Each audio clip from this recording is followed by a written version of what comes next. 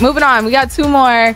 Phoenix Mercury versus the Minnesota Lynx. Lynx have the lead 1-0 after a 102-95 victory over the Mercury. This game... The Caitlin Clark-Sheryl Swoopes dynamic has dominated the headlines this year, while the Indiana Fever rookie has been touted by almost everyone since her NCAA days. Fans have counted Swoopes as a CC non-supporter. After a recent appearance on Gil's Arena, the notion was strengthened even more, and Ricky Cobb on his podcast gave his take on the situation. But now the WNBA icon is back with an answer. Yes. 33 points, 10 assists. Mm-hmm. The Mercury Lynx series has been nothing short of thrilling, with the Lynx leading the charge after that intense first game. The energy was high, and the competition even higher, setting the stage for a potential comeback by the Mercury. While stating how the most popular thing about Swoopes' commentary is when she talks about Caitlin Clark, Cobb also pointed out the former Houston Comets player's numbers. But in the latest episode of Queens of the Court, Swoopes seems to defend those numbers as fellow host Jordan Robinson asks her how she felt about her 3 MVPs. My first one, I knew I had a good season, but when I won my first one, I was kinda surprised that I won it. The second one, I was like there's probably 3 of us, and I was one of the 3 who would win MVP, the Hall of Famer says. Mm-hmm. Whoa, that's like her signature. Yeah. That's her signature. Good. Tash Cloud truly showed why she's a key player for the Mercury. With an impressive 33 points and 10 assists, it's clear that she's not backing down no matter how much the Lynx bring to the table. Swoopes continues, the third one? Seriously, I was like, oh no, I had that kind of a season. You could give it to me right now, but you gonna wait till the end. While of course, it wasn't a specific jab at Cobb's earlier comments, it did seem like a defense of her own game. Is Sheryl Swoopes right to defend her MVP legacy against Caitlin Clark comparisons? Cobb had said in his podcast, Sheryl Swoopes again checking in on the subject of Caitlin Clark. I realized Sheryl Swoopes must talk about other things besides Caitlin Clark, but the only time that we tend to notice her is when she has said something A, about Caitlin Clark, and B, it seems to be stupid. She said that 20 points, 8+ assists, 6 rebounds a game is not dominating. Well, I assume that means that you never dominated at all then, Sheryl Swoopes. But then again, popular opinion does say she's one of the greatest basketball players of all time, with 3 MVPs to prove it. Meanwhile, Cobb is not the only one who has taken issue with Swoopes' criticism of CC. Even an NBA player stepped into the conversation a few days ago regarding her comments on Gil's Arena. Dejounte Murray joined CC fans in scoffing at Sheryl Swoopes. When Caitlin Clark was announced as the Associated Press Rookie of the Year, some fans took to social media to mock Sheryl Swoopes. The conversation continued when Ajo Wilson was announced as the MVP, and CC also ended up in the top 5. Whoa, that's like her signature. Yeah. That's her signature. Good. Bridget Carlton's corner 3 is something every team should fear. That moment was a game changer for the Lynx, reminding everyone why she's one of the most reliable shooters when it counts. And before the honors were announced, the WNBA legend appeared on Gil's Arena to discuss the Fever rookie's numbers, ultimately ending her assessment with, "Those are hell of numbers, but to me, that's not dominating the game." Fans did not take these comments lightly, and even NBA's Dejounte Murray took to Instagram to refer to them. When Bleacher Report made a post on Clark's rookie season numbers, Murray commented, "She's not dominating," followed by a series of laughing emojis. Seems like fans are not the only ones taking issue with Sheryl Swoopes. Give her a chance. I don't know. They just weren't running through her. Because my thing is this. I don't, I missed the start of the game, but I would assume whether it was Fee or Alana Smith guarding BG. Alana Smith, yeah. Or Alana. Alana, Smith, excuse me. You have got to get in the paint on the block. And like Shaq says, barbecue chicken. This segment points to a missed opportunity by the Mercury. They didn't capitalize on their advantage with BG in the paint. If they're going to force a Game 3, running the offense through her is critical. especially with the Lynx lacking a dominant center. Since before Clark came into the W, the former pro has been reluctant to admit her talent. Since then, while she has seemingly resolved their relationship via publicly shared DMs and pacifying comments, not everyone is ready to believe that Sheryl Swoopes is truly rooting for Caitlin Clark. Since we know that the number 22 on Fever will probably not respond to any of it, only time will tell if Swoopes will finally accept her as her moniker, the generational talent. Okay, that works for them. Well, then you got to do what works for you, which is put BG in, put her on the paint, put her in the paint, on the block, give her the ball. Maybe you get Smith in foul trouble. Mm-hmm. I don't know, but she has to have more of a presence. The strategy for Game 2 seems clear. Phoenix has to make BG a focal point. If they can exploit the Lynx's lack of a true center and get Smith in foul trouble, they'll have a much better shot at pushing this series to a third game. Is ESPN disrespecting Caitlin Clark? The recent headline, "DeWanna Bonner shut Caitlin Clark down," set the internet ablaze. While the intention might have been to highlight DeWanna Bonner's stellar defense, ESPN's framing of the narrative subtly undermined one of the WNBA's brightest rising stars, Caitlin Clark. The phrasing shifts the focus from praising Bonner to discrediting Clark. This isn't the first time ESPN has been criticized for such tactics. Let's break down the full story behind this headline and how ESPN continues to mishandle coverage of female athletes, particularly Caitlin Clark. The title used by ESPN, "DeWanna Bonner shut Caitlin Clark down," does more than just praise Bonner for her excellent defense. It diminishes Caitlin Clark's performance in a way that feels disproportionate. The phrase "shut down" evokes a sense of complete failure, which doesn't reflect the full context of the game. Yes, Clark had an off night, but athletes having poor shooting performances isn't unusual. So why is ESPN framing this so sensationally? Clark, who has been pivotal to Indiana's success, finished with 11 points on 4 for 17 shooting. A below-average night, but not a complete disaster. Instead of focusing on Clark's resilience and Bonner's incredible game, ESPN opted for a headline that casts Clark in a negative light. This kind of sensationalism undermines the talents and contributions of both players involved. In addition to Sunday being Game 1 of NBA playoffs, it was also A'ja Wilson MVP Day. She won her 3rd career league MVP. This one, unanimous. Joins Hall of Famer Cynthia Cooper in 1997 to hold that distinction. And unanimous was really the only way this could have played out, though. She set a WNBA record in points, first to ever score 1,000. Scoring average was also a record. Caitlin Clark has been in the spotlight for her impressive performances throughout the season. In the postseason opener against the Connecticut Sun, Clark struggled to find her rhythm. She missed several wide-open shots and ended with only 11 points. However, as Clark pointed out in a post-game interview, her poor shooting wasn't due to any major defensive issues from Bonner alone. Caitlin Clark said, "I felt like I got good shots, they just didn't go down. Honestly, a tough time for that to happen. I had 3 pretty wide-open threes in the first half that I usually make. That's tough, but I tried my best." This quote showcases that Clark wasn't necessarily shut down. The shots simply didn't fall. Yet ESPN's headline implies total domination, which isn't reflective of Clark's efforts or the broader context of the game. On the other side, DeWanna Bonner had an outstanding performance in this game, both offensively and defensively. Bonner is a seasoned veteran, finishing her 15th year in the WNBA and moving up the ranks in several statistical categories, including points and rebounds. Her defensive effort in guarding Clark is commendable. Still, it's worth noting that ESPN could have simply celebrated Bonner's contributions without painting Clark as a victim of total defeat.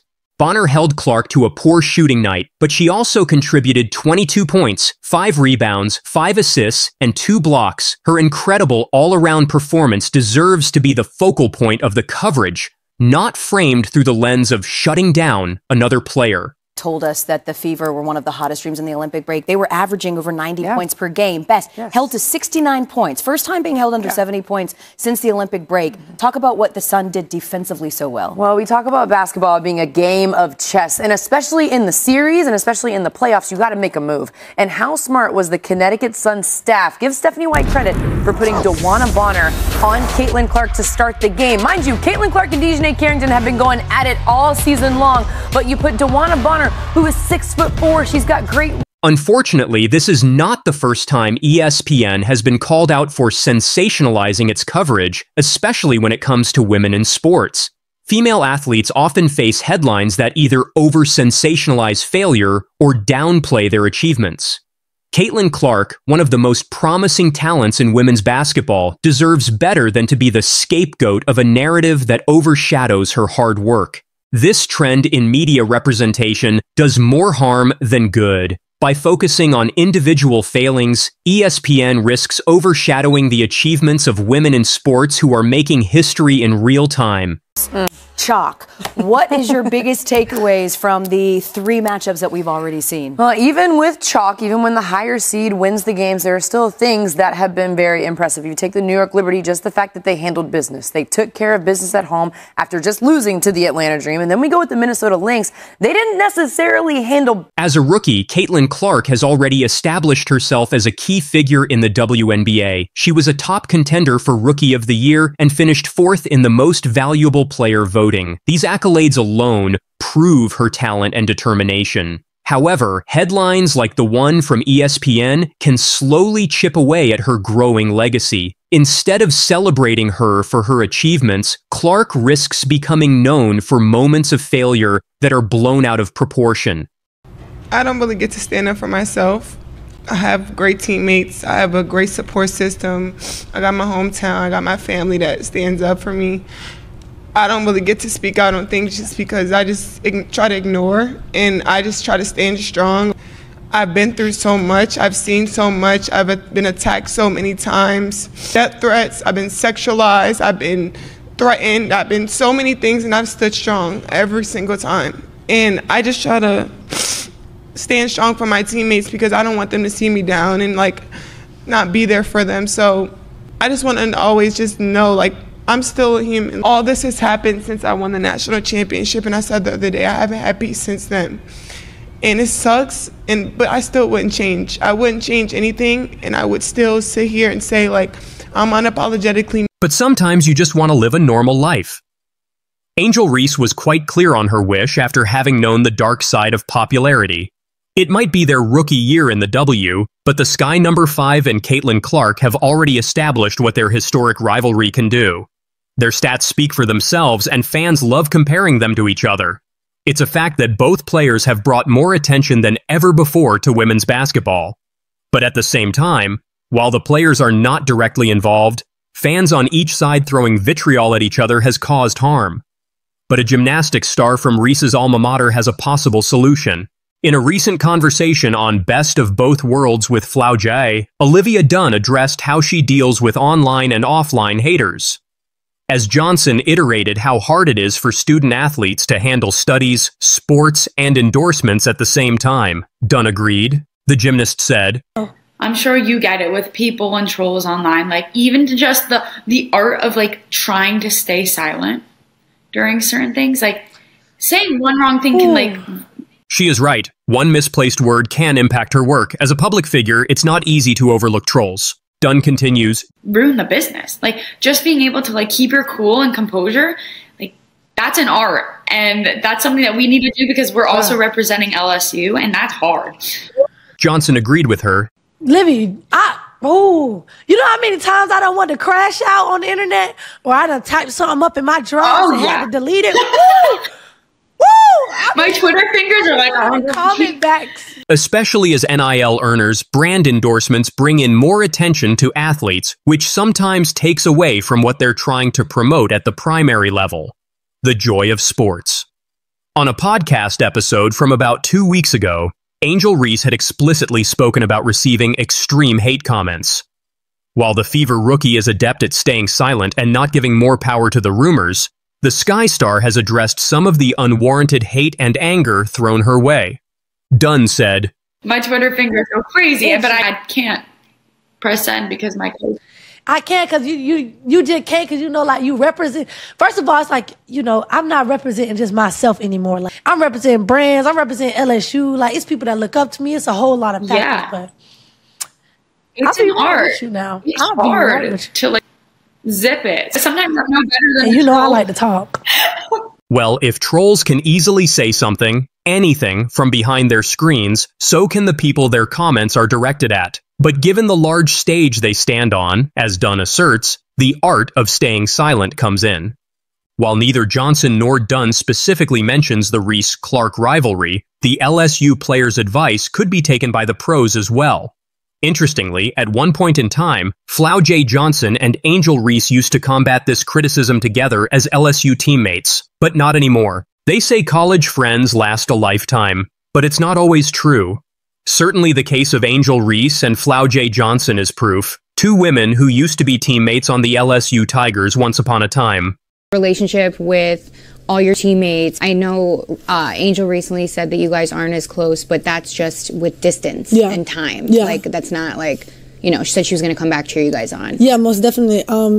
Yeah, me and Angel, we ain't like as close as we used to be, but like I still support her 1,000%. You know, I was proud of her, like just being the W and breaking records. A lot of people said that she wouldn't go to the W and do all those things, and they kind of hated on her. But I kind of knew that because I seen it every day in practice. Like, you know what I'm saying? I seen the mentality that she has, so it's been dope. Let's see what Reese said on her podcast. Yeah, I still support Flau'jae. We aren't as close as we used to be. And there's no hard feelings or anything, but we aren't as close as we used to be. That's why people always expect us to like still be posting each other and stuff like that. But like we aren't as close. And I mean, it happens. I mean, you don't have the best relationships for everybody and don't always continue relationships with people. So I wish her the best always. I'm always going to support her. I'm going back to LSU soon just to be able to see them and support the girls. But yeah, there's no love lost, but we aren't as close as we used to be. The Chicago Sky forward clarified that there is no love lost between the two, and Reese even sent good wishes to Johnson when it was announced that she would perform at the ESPYs this year. It might not be long before Johnson joins her former teammate as a pro in the W, or she might choose her singing career over basketball. Either way, though they may not talk to each other every day, Reese and Johnson will be supporting each other from afar. As for the fans, maybe not getting too involved in the rivalry of it all, but supporting the sport would be the best thing.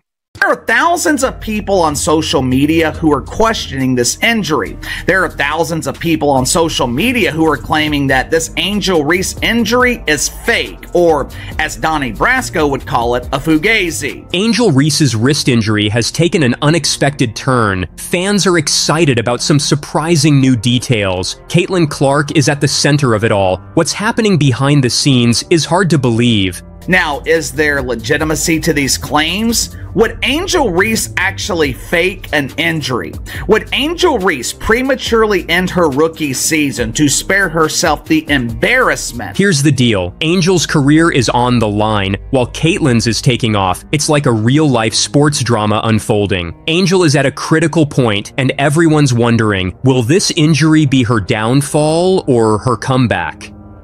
And even in her press conference, it didn't seem like anything was wrong. She didn't discuss an injury. So fans were actually really shocked when she came out and said that she would be out for the rest of the season. In the 24 hours after the news broke, the internet ran wild with conspiracy theories. They were wondering if she was truly injured. Here's where things take a fascinating turn. Some fans are questioning whether there's more to Angel's injury than meets the eye. Is it genuine, or is she orchestrating a larger strategy while Caitlin is setting records?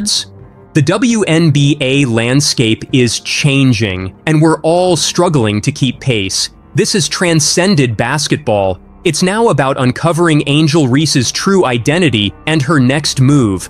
Buckle up for this wild ride. Basically, the doctors told me that I could either not get surgery or have surgery. The risk of not having surgery, I could literally have arthritis at 22 years old. That wasn't an option. The bone could literally crack and literally completely shatter. Right now it's like a hairline, literally a hairline, like shatter, not even that big.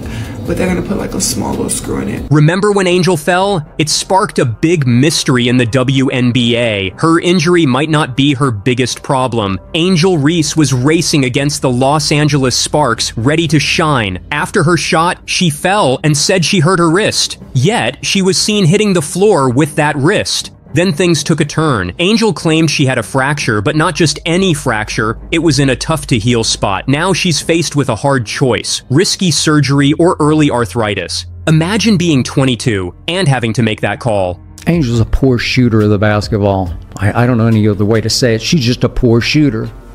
And the Chicago Sky, at best this season, will be the 8th seed in the playoffs and probably get smoked by the Liberty first round, so what's the point? We've never seen official reports about this injury. Its details remain unclear, sparking fan curiosity. Is there more to the story? You might wonder how this impacts the Chicago Sky. Typically, losing a star player would hurt a team. Surprisingly, the Sky have continued as usual, with or without Angel. I also think it's going to be interesting to see how the Chicago Sky runs specifically their offense without Angel Reese on the court, because one thing that they have focused on this entire season through wins and losses is feeding the ball through Angel Reese. The offense has pretty much gone through her the majority of the season. It has worked in their favor in some ways, and it has caused some losses in some ways. And I also think that a player like Camila Cardoso, who was the number 3 pick in the WNBA draft, she has been pushed to the side, and Angel Reese has been in that spotlight. Let's simplify this. The Sky's playoff chances are slim, and Angel's absence isn't helping. The team is struggling either way. Now people are questioning if Angel is truly the game changer they believed.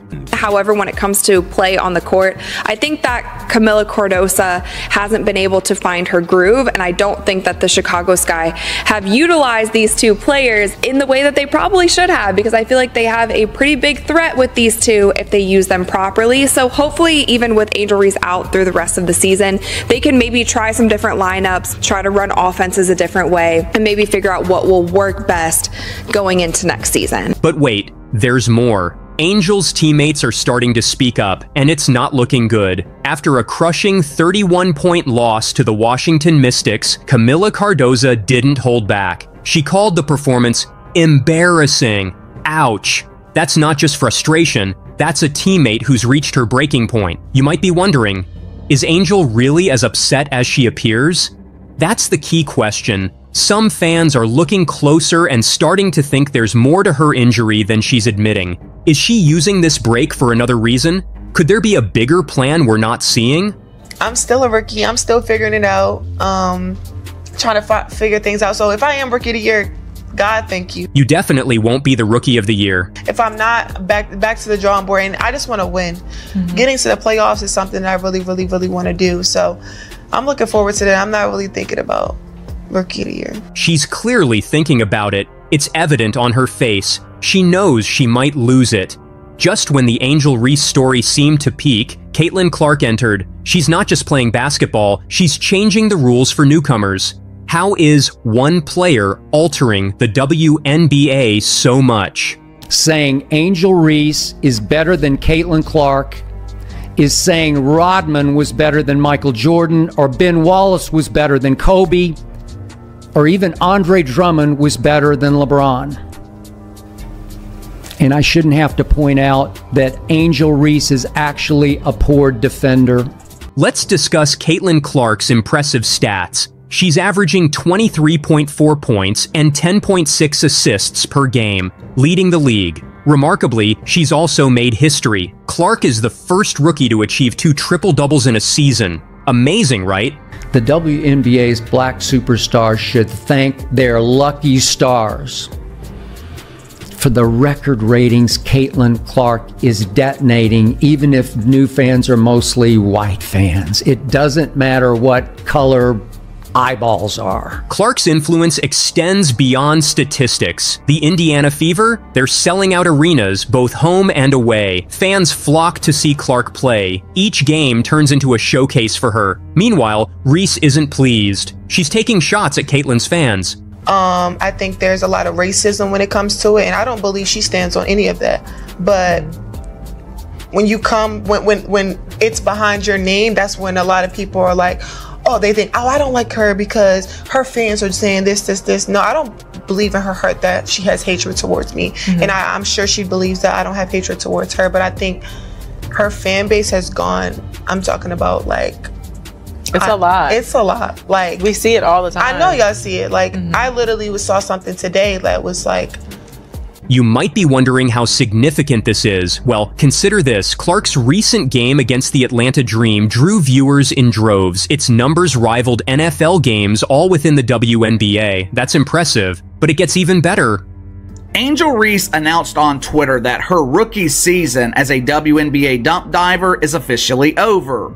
Hey there, lonely male followers, it's me, Angel. No bikini pics today because I have bad news. I have spent the weekend at Woke Memorial Hospital under the care of pretend Dr. Jill Biden. Jilly just informed me that I've got a boo-boo on my wrist. Ouchie! Clark is busy lifting her whole team. She's more than just a top scorer. She's improving everyone around her. It's like seeing a basketball expert lead an orchestra. Each pass and play clicks perfectly. Okay, but that being said, 3 in a row has never been done before in the WNBA. I don't believe that it's been done in the NBA. Now look at these numbers. Look at these numbers for the week of September 2nd to September 8th. 25 points per game, 4.3 made threes per game, 10 assists per game, 7.7 rebounds per game.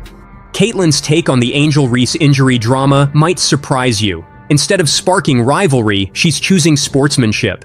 Clark said, "It's sad to see anyone injured. Her drive is among the best in the league." So, amidst the drama, Clark is showing respect. She's not just acknowledging Reese's talent, but also her hard work. This shift in perspective could signal the end of rivalry.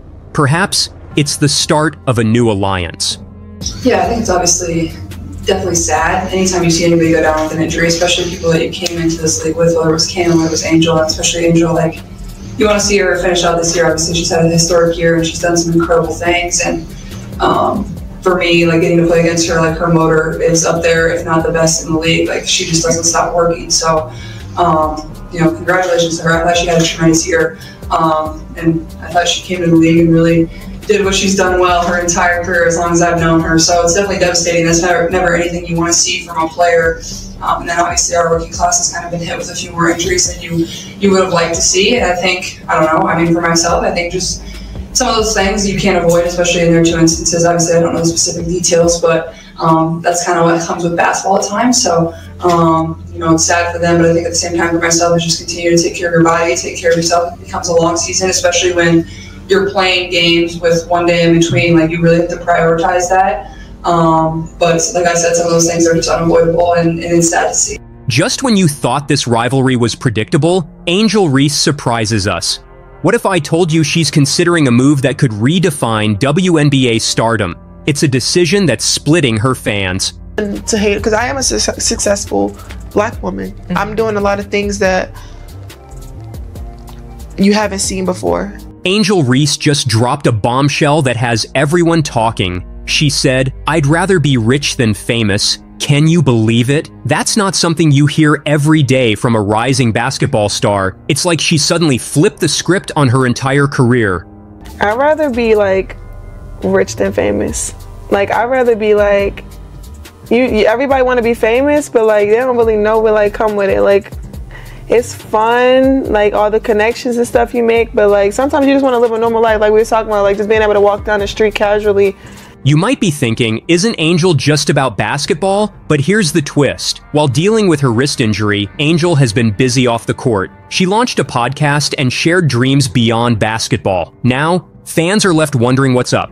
Impact. I want to continue like just to normalize like fashion in women's basketball, women's sports, women being outspoken, just being able to have a voice and like being able to be outgoing and super outgoing and not just be, okay, only men can do it, like women can do the same thing. Some people are excited about Angel's new direction. They see her as smart for planning beyond basketball. After all, a basketball career is short. However, others are worried. They think she might lose focus on what made her famous.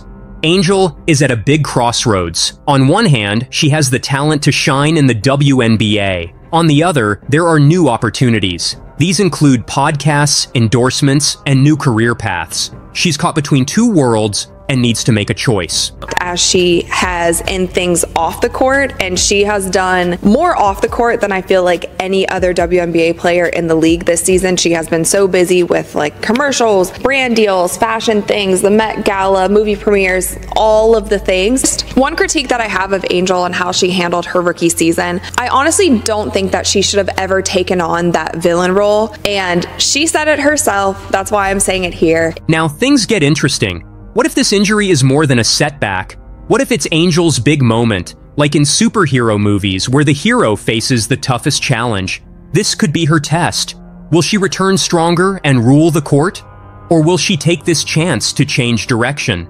So I can no longer play pretend basketball, but don't worry, lonely men. You will still be able to see me on my podcast, and I'm sure my girl Lotto will give me a feature in her next music video titled Pretend Basketball Meets Pretend Rapper. But wait, there's more. Angel isn't just deciding for herself, she's possibly changing the game for all WNBA players. Think about it. If Angel can balance basketball and building her brand, she opens doors for everyone in the league. She's not just playing basketball, she's strategizing her entire career. I'm going to preface all of this by saying the rivalry worked. The media hyping up these two players and acting like Angel Reese has been in the Rookie of the Year conversation, when in my personal opinion that just isn't even fair to her to say when Caitlyn ran away with this a few months ago. Having that rivalry worked when it comes to viewership, when it comes to engagement, when it comes to all of those things. However, seeing Angel Reese in the media throughout the past 3 months and how she has come out multiple times and said how she gets a lot of hate online, she gets bullied, different things are sent to her. A lot of these things are alluding to the fact, and she even said that in her farewell letter, that this is the first time that she will get a physical and mental break.